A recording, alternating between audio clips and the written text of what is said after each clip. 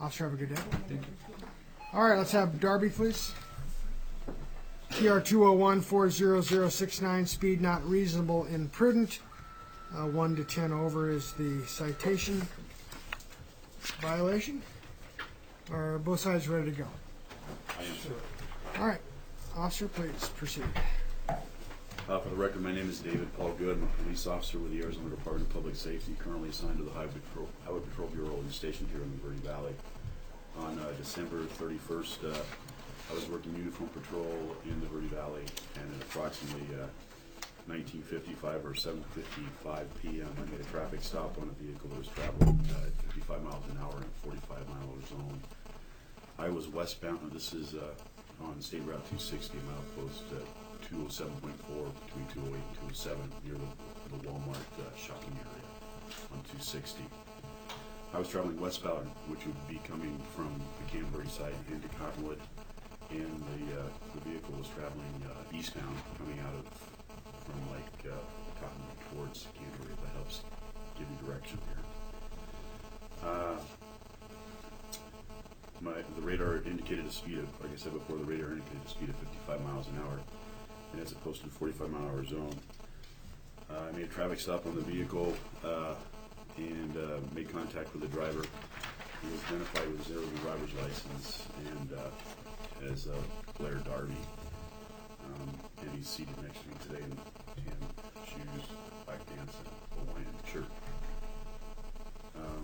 The only comment he made to me was that he wasn't aware that the speed limit was 45 and he thought it was 55. It should be noted that the speed limit before the Walmart area, which would be just past Rodeo Drive coming into Cottonwood, that area is 35 miles an hour, and then it goes to 45 miles an hour as you get out towards 260 in front of Walmart, and then all the way past Prairie Lane until it goes to 55.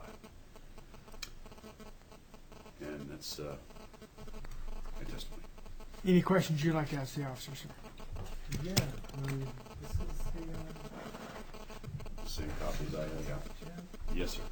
Is that a valid cause of action that you filed against me?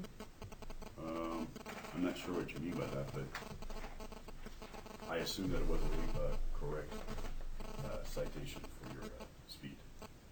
Okay. Well, it's a yes or no question.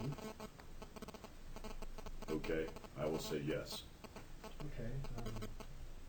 How many elements are in a valid cause of action? I have no idea. Your Honor, if Any other questions you'd like to ask him before you testify?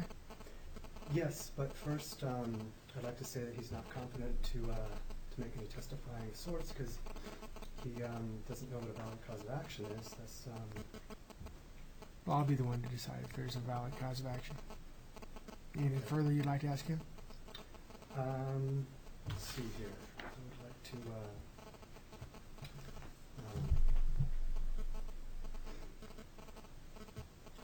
well, I would like to note that without a valid cause of action, there's no corpus delicti. If there's no corpus delicti, there's no case standing here. Is this a question you're asking him, or are you done with him on asking questions? I'm done with him, but I'd like Okay. to make the Anything further from the state before we? No, sir. Okay, go ahead. Make your argument, sir. But there's numerous cases dealing with corpus delicti, and they all say the same thing. There's no corpus delicti there, there's no plaintiff, there's no standing.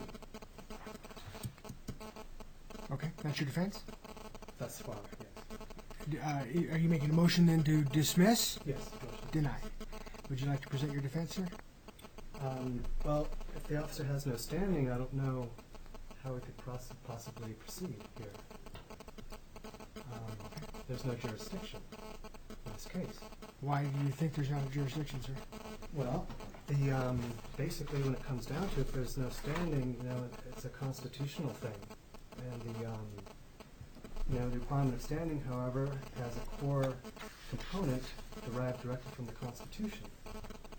And basically, if a plaintiff must allege a personal injury fairly traceable to the defendant's allegedly unlawful conduct and likely to be redressed by request for relief. So so I couldn't see how we could possibly proceed in a case if there's no valid cause of action, thus no standing, thus no jurisdiction. Okay, I've dismissed your motion. Is there a defense you want to discuss with me regarding what's been alleged?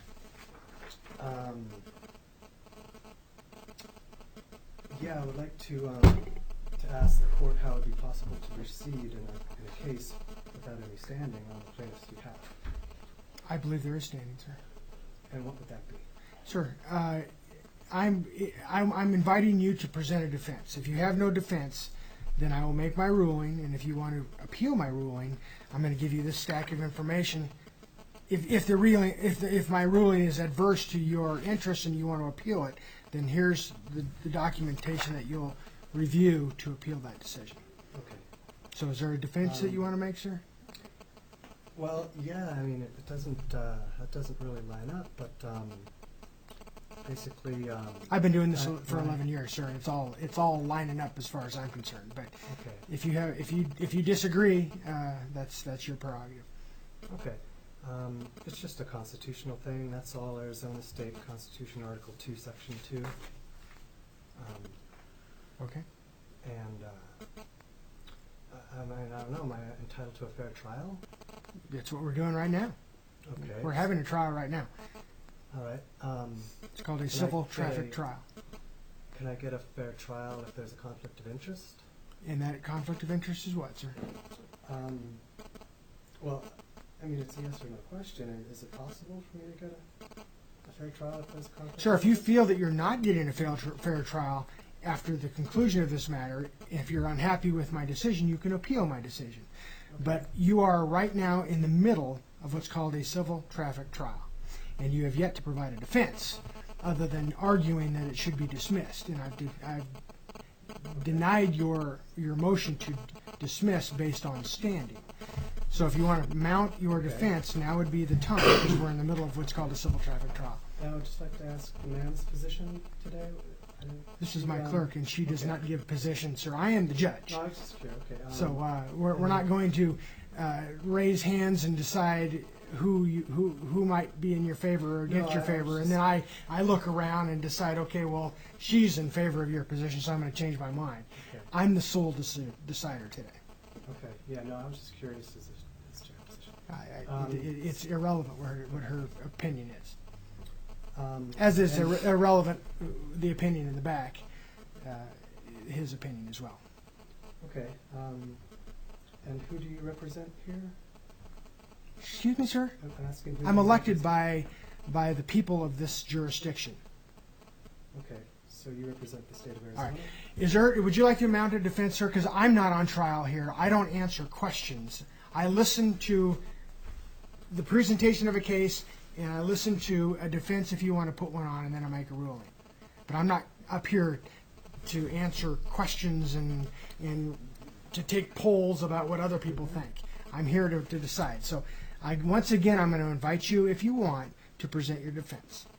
Okay. Okay. I just was asking if it's possible to have a fair trial. That's all. That's what you're having right now. If you don't think you're get a fair trial, then you can appeal my decision.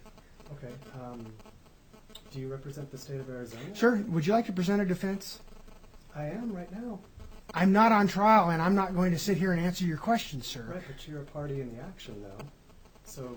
I am not a party. The state of Arizona is a party to the action, and you as the defendant are a party to the action. Right, and if you represent the state of Arizona, then that means you're involved in the case here. All right, sir. Would you like to mount a defense?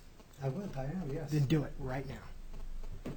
Okay. I would like to note that in all court proceedings, the judge shall disclose on record information that the judge believes the parties might consider relevant to the questions of disqualification, even if the judge believes there is no actual basis for disqualification. And if you represent the state of Arizona and he represents the state of Arizona, then it's impossible for me to have a fair trial here. Sir, I don't represent the state of Arizona. I'm the judge that decides between these two positions. I'm not in bed with the state. I'm not in bed with you. I'm elected by the people of this jurisdiction to follow the laws that are set forth in those blue books over there, and that's what I'm doing. And that's by the state of Arizona? Sir, mount a defense, or we're done. Okay? I'm tired of you asking me questions. Okay? Right, but I just All right. read something here that you just completely disregarded. Okay. It seems like it's a very key important component of this And case. I understand that you think that, sir. But I'm going to invite you now for the last time to present your defense. Okay, well, I've tried thus far, but it doesn't seem like it's impossible. The citation apparently is a 28701A, is that correct? Mr. Good, Officer Good? Go ahead and answer the question if you'd like, sir. Yes, sir, it is. Okay. And apparently this is based completely on, according to the sanctioned schedule of civil traffic sections schedules, that's basically a failure to control to avoid collision. That is one section of 701A. There's also sections below that that is speed. In your case, you were cited for 1 to 10 miles over the speed limit. If you look at your citation, it says that. Yes, I see that. I'm just trying to figure out where, the basic of 28701 is a failure to control to avoid collision. That's what it's based on. And did you find that there was any failure on my behalf of controlling to avoid a collision? You were not involved in a collision, so that wouldn't apply. Okay. Thus, it seems like the case should be dismissed then if it doesn't apply. The Denied. plaintiff says it Denied, doesn't sir. apply. Denied, sir. Okay. Did you want to present your defense? I'm working on it. Thanks for your patience. I'm just trying to get through this here. It says 28701 is reasonable and prudent speed. Did you find anything that wasn't reasonable or prudent regarding a human such as myself, relatively young, sharp, and given the circumstance situation? Am I supposed to answer that, sir? Please do. Okay.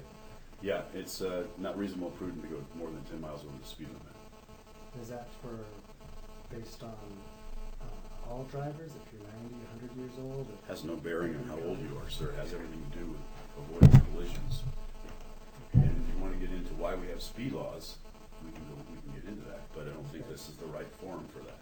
And I think a better way to answer your question would be to say, for me to ask you, how fast were you going when I stopped you? Well, you don't. You don't I don't have get the- to do that? You don't have the right to Okay, ask well, questions. I don't want to get in an argument, and Please. I've answered his question, and I'm gonna rest on that. Okay, Officer Good claims that it was the prudency and the reasonable prudent speed is to avoid a collision. And did you find anything on this evening, the December 31st, that was unreasonable to avoid a collision? Like there was a risk of a possible collision? Were there like many other cars on the street, for example, or was it really bad snowy weather or something like this? The posted speed limit is 45 miles an hour. You were traveling 55 miles an hour in a 45-mile zone. You were coming out of a 35-mile zone into a 45-mile zone. Your speed was not reasonable or prudent. It's a posted speed limit for public safety. And was there a collision? No. Was there going to be a collision? There could have been. And that's the whole point. You're supposed to go the speed limit. What might the collision have been? Like you said, there could have been. There's a lot of unknowns. Like that particular night, though. You're asking a hypothetical question I can't answer. What did you find was unreasonable or prudent regarding that particular situation or circumstance? I mean, I can understand if we have, 6 o'clock traffic and there's tons of cars around, or if it's, rainy weather or snowy weather, then yes, maybe a prudent decision would be to drive, 35, 45, or what have you. But this particular night, we're talking about December 31st. Well, then we can argue and disagree. We can agree to disagree on this. I think that traveling 10 miles over the speed limit is not reasonable or prudent or safe. In what And conditions? if you don't, in all conditions, there could be times when you need to go slower. As you say, if it were snowing, obviously 45 would not be safe. Okay. But going 55 in a 45, 10 miles over the speed limit is not prudent. Was it raining that night on the 31st? According to my notes, it was a clear night. Okay. with moderate traffic, which means there's traffic in the area. And what did you find that wasn't prudent about the speed in regards to risk of a collision or any risk of danger? I would say how would I say this? The velocity of your speed was not prudent. And Or reasonable. how many cars were on the road along with? I don't recall. Okay, Your Honor, there was no cars on the road of this night of the 31st. So you can make your closing argument in just a minute. Okay. Is there any other questions? You're kind of going back and forth asking him questions. So are we done asking him questions now? He's not really answering any of the questions I'm asking him, so it kind of seems like a moot point here. So you do or do not have any more further questions of him? Let's see here.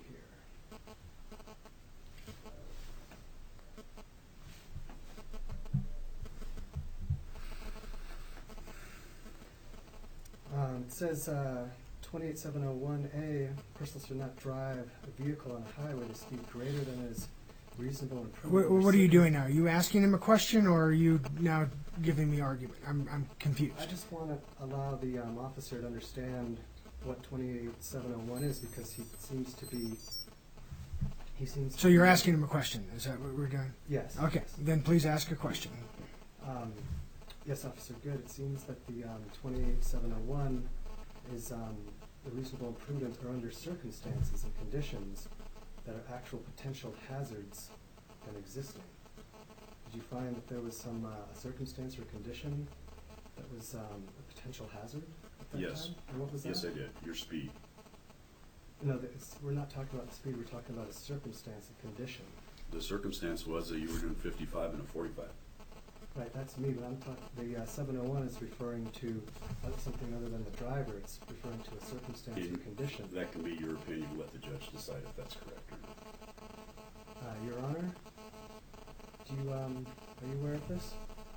I'm aware of what, sir? That I'm 28701. well aware of what the statute reads, sir. I've dealt with the statute hundreds of times, so I know exactly what the statute means. Okay. So is there any other questions you'd like to ask him? Yes, there is. All right. Yes, sir. It says a person shall control the speed of a vehicle necessary to avoid colliding with any object, person, vehicle, or other conveyance on, entering, or adjacent to the highway in compliance with the legal requirements of the duty of all persons to exercise reasonable care for the protection of others. Did you see any other people on the roads or on the sidewalks that I was being a possible risk or hazard to? Again, I will state the same thing I did before. The reason why I stopped you was because you're going 55 and a 45. I know, I didn't ask you about what speed I was going. I was asking if you saw any other conditions, circumstances, people, I do not or recall. drivers on the. I don't recall a child riding a bicycle near you. I don't recall a car pulling out in front of you. So that would be the answer. I don't recall there being an imminent danger. Okay, Your Honor, I would like to note that the officer has stated that there was no imminent danger to any other humans or animals this night. Sure, I heard his testimony. Oh, okay. So did you want to make your argument now? Yes, I'd like to argue that the case has no validity based on the officer's comments and such, and that the officer has no standing, he did not file a valid cause of action, and that thus far it does not seem as if I am having a fair trial.